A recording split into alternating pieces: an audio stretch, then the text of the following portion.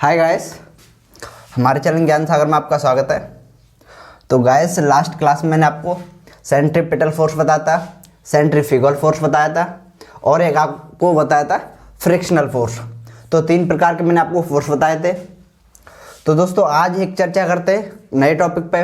तो आज हम आपको पलायन वेग क्या होता है, कक्ष वेग क्या होता है, परिक्रमण काल क्या होता है, इन सब के बारे में बताएंगे। दोस्तों, बात करते हैं पलायन वेग की। तो वह न्यूनतम वेग, देखो सिंपल से सिंपल भाषा में आपको बताया जाए तो इस तरीके से बताएंगे कुछ कि कोई ऐसी चीज, कोई भी वस्तु हम इतनी रफ्तार से अंतरिक्ष में फेंके यानी आकाश में फेंके कि वह पृथ्वी कक्षा को पार कर जाए, तो उस रफ्तार को हम पलायन वेग कहते हैं।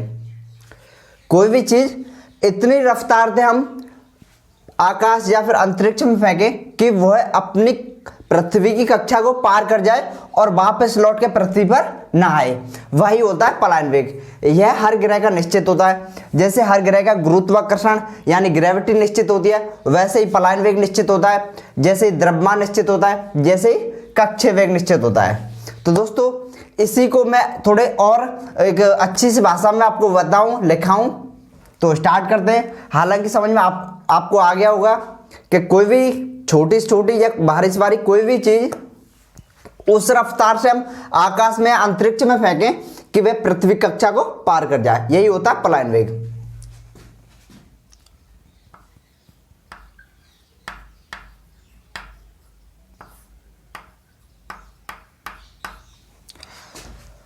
तो क्या होता है? वह न्यूनतम वेग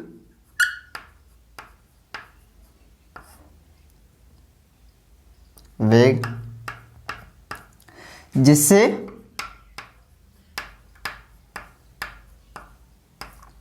किसी वस्तु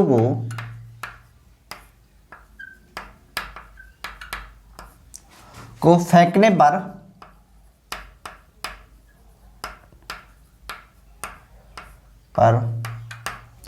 गुरुत्वीय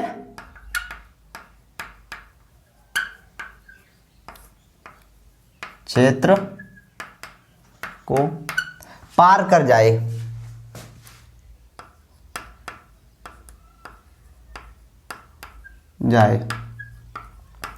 और पुनः पृथ्वी पर ना आए या फिर किसी ग्रह पर ना आए, और पुनः वापस ना आए। तो दोस्तों, इसे हम कहते हैं पलायन वेग। अब बात करते हैं गुरुत्वीय क्षेत्र की। गुरुत्वीय क्षेत्र क्या होता है? जैसे कि आपने देखा होगा, मैंने आपको बताया था, जो हर ग्रह पर एक ग्रेविटी होती है, एक जो कि ग्रह होता है उसके अंदर एक जो आखिरी परत होती है, उसकी लास्ट की परत होती है, वो चुंबक का कार्य करती है। जैसे आपने देखा हो, कोई भी वस्तु ऊपर क्यों नहीं गिरती, वो नीचे ही गिरती है। किस बल के कारण? गुरुत्वाकर्षण बल के कारण।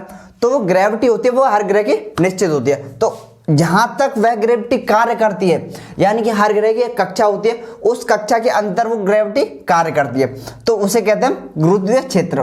तो उसकी कक्षा को पार कर जाए यानी गुरुत्वीय क्षेत्र को पार कर जाए। तो अब बात करते हैं किसी भी ग्रह का अगर हम पलायन वेग ज्ञात करते हैं तो कैसे ज्ञात करते हैं, उसके लिए किन किन चीजों की आवश्यकता होती है।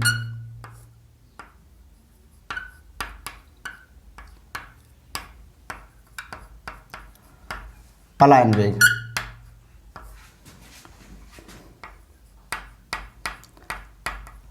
तो उसका एक फॉर्मूला होता है 2GR। जी का मतलब होता है ग्रेविटी किसी भी ग्रह की, जिस ग्रह का हम पलायन वेग ज्ञात करते हैं, और R होती है उसकी रेडियस। दोस्तों, अब बात करते हैं, चलो पृथ्वी की ज्ञात करके बताते हैं। तो पृथ्वी का आपको पता होना चाहिए द्रव्यमान कितना होता है। हालांकि ये द्रव्यमान नहीं पूछ रहा है, लेकिन मैं आपको बता देता हूं पृथ्वी का द्रव्यमान कितना होता है, ग्रेविटी कितनी होती है, चंद्रमा की ग्रेविटी कितनी होती है, और पृथ्वी की रेडियस क्या होती है। ये चीज आपको पता होनी चाहिए। हालांकि इसलिए पता होनी चाहिए कि हम पृथ्वी पर रहते हैं। अन्य ग्रहों की आपको मालूम हो नहीं हो कोई फर्क नहीं पड़ता, लेकिन पृथ्वी से पूछ ली जाती है इसलिए। तो पहले बताते हैं ग्रेविटी ऑफ अर्थ, जिसे बोलते हैं गुरुत्वाकर्षण।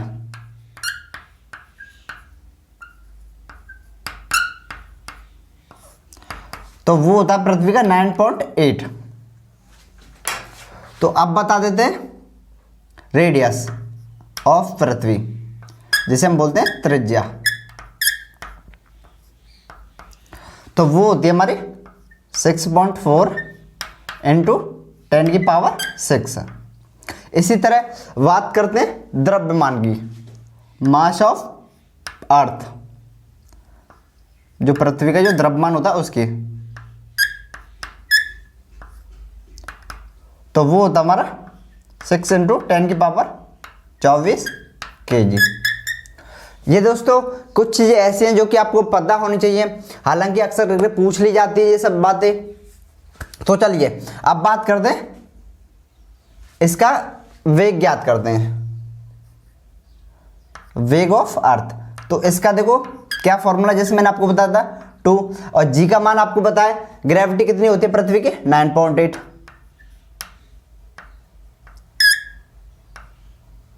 इसी तरह अब बात करते हैं आर की, तो रेडियस ऑफ अर्थ कितनी होती है 6.4 इंटू 10⁻6 ये होती है। अगर इसे कैलकुलेशन करो आप तो कुछ इस तरीके से मान लेकर के आएगा 11.2।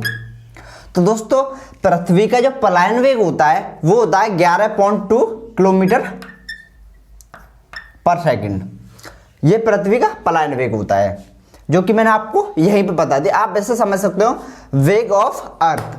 अब बात करते हैं पृथ्वी का, पता पड़ गया। अब चंद्रमा का कितना होता है, और किसी एक हल्की गैस का अगर एक मापा जाए पलायन वेग तो वो कितना होता है। देखिए तो चंद्रमा का भी आपको लिखा देता हूं।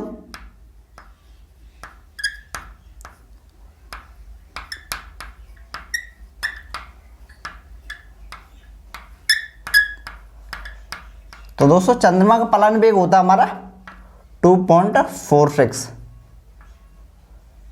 किलोमीटर पर सेकंड। इसी तरह अगर देखो ये क्या होता है, जो पलायन वेग होता है वो आपको मैंने बता दिया।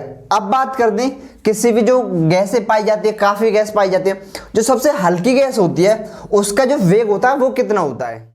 किसी भी सबसे हल्की गैस का वेग, तो दोस्तों वो होता हमारा 8 किलोमीटर पर सेकंड। ये किसी भी हल्की गैस का वेग होता है। तो अब बात करते हैं कि हम परिक्रमणीय काल कैसे ज्ञात करते हैं और हमारा कक्षीय वेग कैसे ज्ञात करते हैं किसी भी ग्रह का। तो देखिए दोस्तों पहले मैं ऐसे साफ कर देता हूं, फिर उसके बाद दिखाता हूं आपको।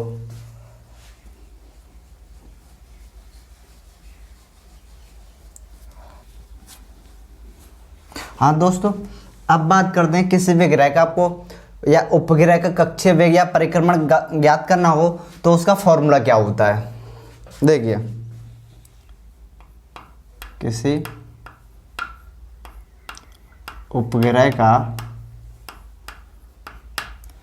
कक्षीय वेग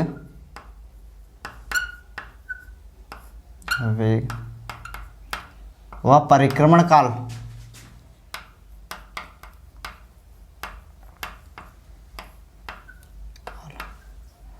तो देखिए पहले हम आपको बताते हैं कक्षीय वेग वेलोसिटी, उसका फॉर्मूला क्या होता है। उसका फॉर्मूला कुछ इस तरीके से होता है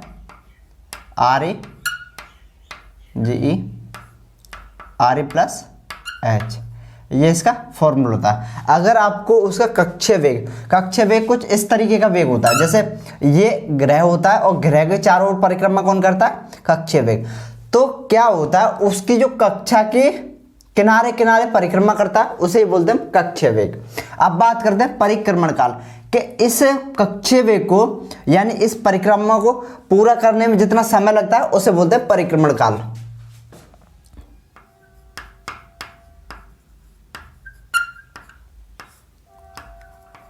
परिक्रमण काल तो वो कितना होता है और कैसे आपको ज्ञात करते हैं ये सब। तो उसका फॉर्मूला होता है हमारा, इसे टी बोलते हैं क्योंकि टाइम होता है ना ये। देखिए उसका ये फॉर्म,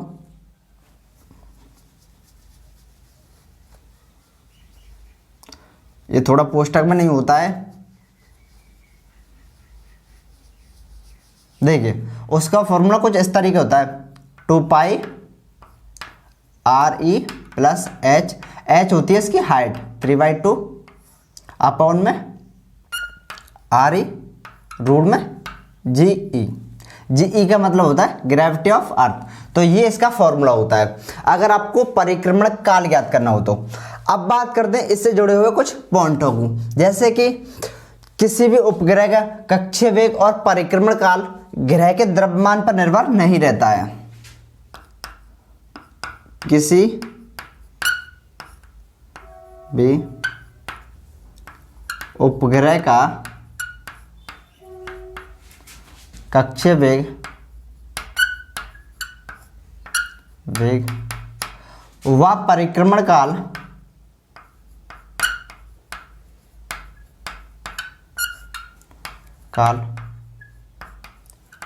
उसके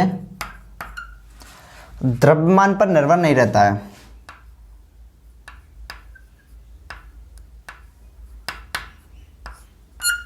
पर निर्भर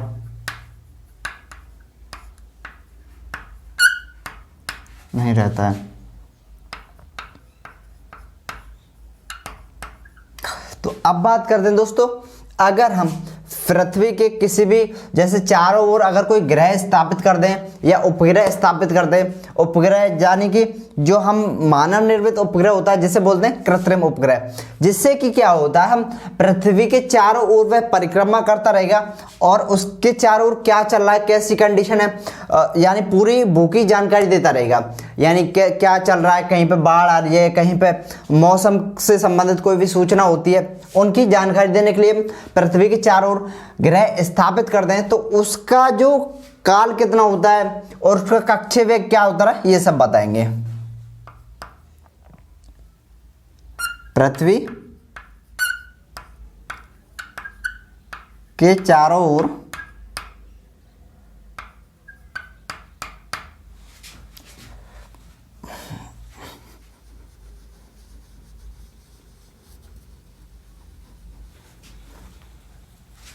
पृथ्वी के निकटतम कोई भी उपग्रह स्थापित कर दें तो उसका परिक्रमण काल, अगर मान लो कोई मौसमी उपग्रह स्थापित कर दें, मौसमी हालांकि किया भी गया है एक, तो उसका देखिए अगर बात करें कक्षीय वेग की तो वो होता है उसका 8 किलोमीटर पर सेकेंड। अगर बात करें उसके जो परिक्रमण काल की तो वो कितना होता है, परिक्रमण काल तो वो होता है इसका 84 मिनट। तो बात कर रहे हैं किस ग्रह की बात कर रहे हैं हम आपको बता दें, एक पृथ्वी के चारों ओर यानी एक निकटतम एक ग्रह स्थापित किया है, कृत्रिम ग्रह जिसका नाम है कल्पना, जो कि हमें मौसम की जानकारी देता रहता है। तो 84 मिनट लगाता है एक चक्कर में, तो बात करते हैं 24 घंटे में। 24 घंटे में 17 चक्कर लगाता है पृथ्वी के। कितने चक्कर लगाता है? 17।